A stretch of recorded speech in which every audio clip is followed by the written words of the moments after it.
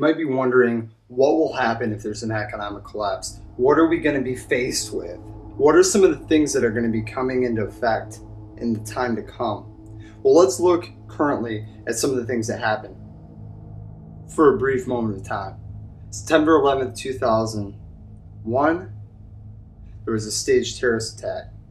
This allowed for the advancement of more things to come into play. The Patriot Act, us to go to war and make more money. See, war is always there to make more money. Further advances their goals as far as taking away freedoms as well. The September 11th proved to be a great tool for them to push the Patriot Act and to make terrorists come to play. See, when there's a war on terrorism, it can be fought indefinitely. They believe there will always be terrorists and there will always be someone new to go after. We went from Iraq to Afghanistan to Iran, all the following, Syria now, and these will just keep coming. But the real person they want, the real person they want to make look bad is the US citizen, that there are domestic terrorists. And that's where the NDAA came into play. Signed on 2011 in December, it allows for any American citizen to be detained indefinitely. That means you can just be put away, locked up without a trial. Then, CISPA. CISPA came into play for the federal government to monitor and control the internet. That allows them to stop people from viewing videos like this, to see different documentaries, and it will allow them to only see things they want them to see. Recently, we've had the Colorado shooting, another advance for the gun laws to limit the type of weapons you might own, to also allow the UN to see that guns are a problem when they are lobbying gun laws currently. But right now, since it's election time, we're probably going to see a hold off until after we're going to see more issues come into play as far as gun confiscation and gun laws becoming more strict. And it's a slow, progressive movement to no guns. Slow and progressive. They can't take them all away at once. There'll be a riot. We just saw this Sikh temple shooting take place. Again, making the white veteran look bad. Making people very afraid of this domestic terrorist. So-called domestic terrorist. Out to kill anyone. Anyone who isn't white. If you do any research for the Sikh religion, is a very safe, very peaceful religion. Look it up. Gun confiscation is the agenda, and that is because when the American citizens have guns, they become empowered, and they allow the American people to protect themselves. There's going to be way more surveillance. TSA in bus stations, TSA in shopping centers, more body scanners, which are a very unsafe source of radiation, along with more cameras. There are small intersections right now that have up to 9 cameras in them. There's small little surveillance areas all over, dome cameras around on the streets, all the way to microphones and listening devices. There's just going to be more and more of these monitoring you wherever you are, all over. We're also hitting peak oil. We're using up a lot of resources. More than ever, we are using up oil. We use it for gasoline, we use it for plastics, we use it for anything in between. You need gasoline, you need the oil to get your food to the store, and you to go to the store to get your food and to make plastic parts on your car and rubber tires, and it's just being consumed too quickly. Along with fresh water, there's people buying up large areas over the biggest aquifers in North America, pumping them dry, along with pumping the Great Lakes dry. There's places in third world countries where they barely have any water. This picture is from India, and there's obviously problems with droughts in Africa right now. The Midwest is even suffering a drought. We're going to see more of this to come. When the economy collapses, we'll see obviously civil unrest, people going out, rioting, looting. The most unsafe places are going to be in the city. Too many people, not enough resources.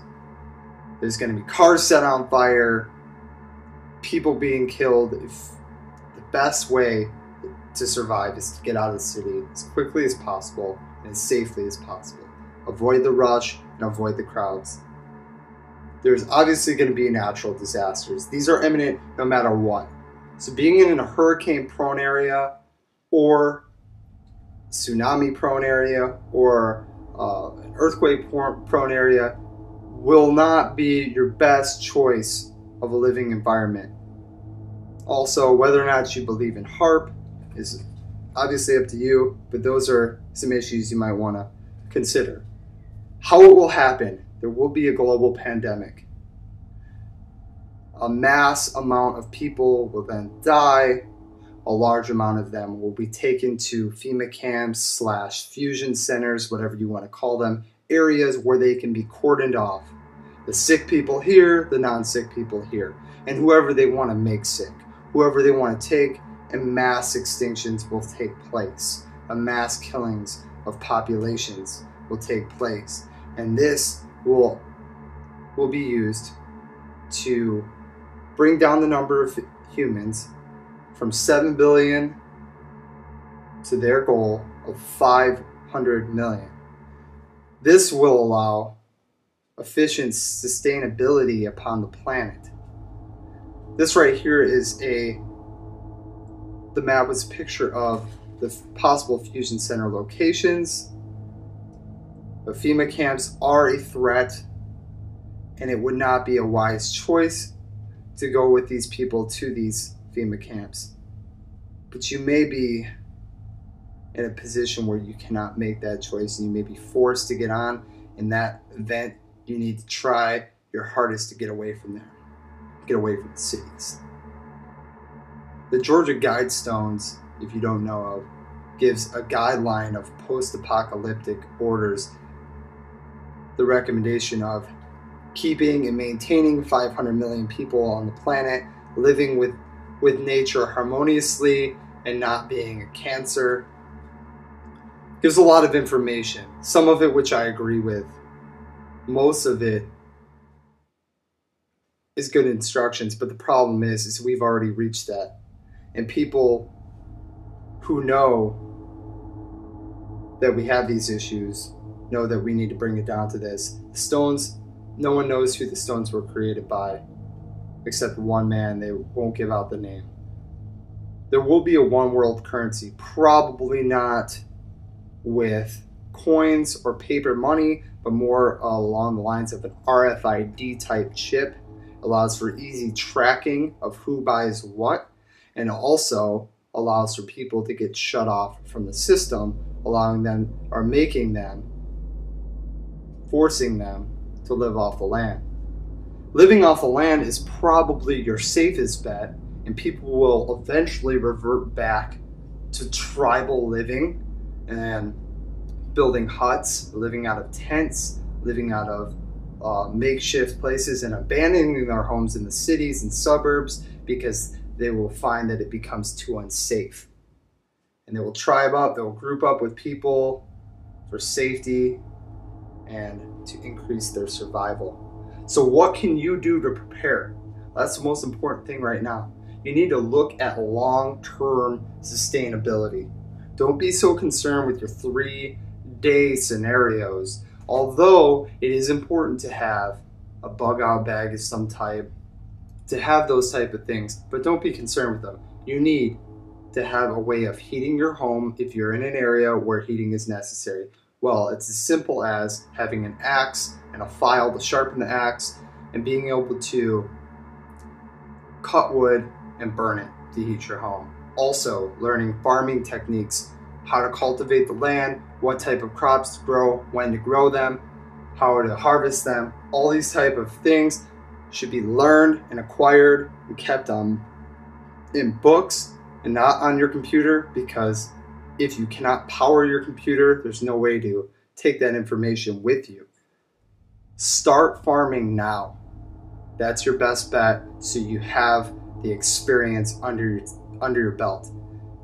Having a sustainable type of fuel, something that you can create yourself, might be a good answer as far as using machinery or having to transport yourself long distances.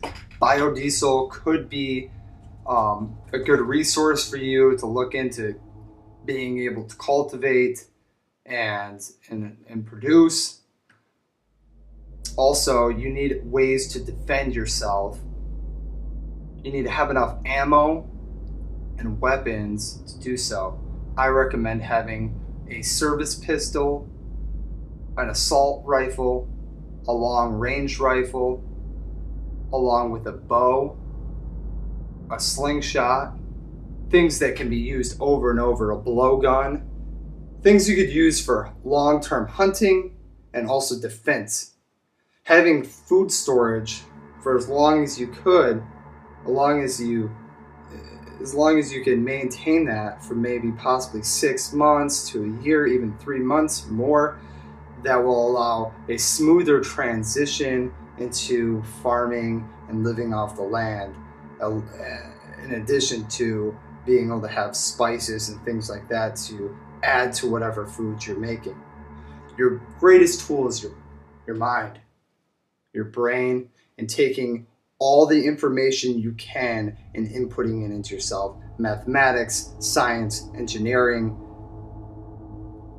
working auto mechanics, being able to do a variety of things will prove the best asset available.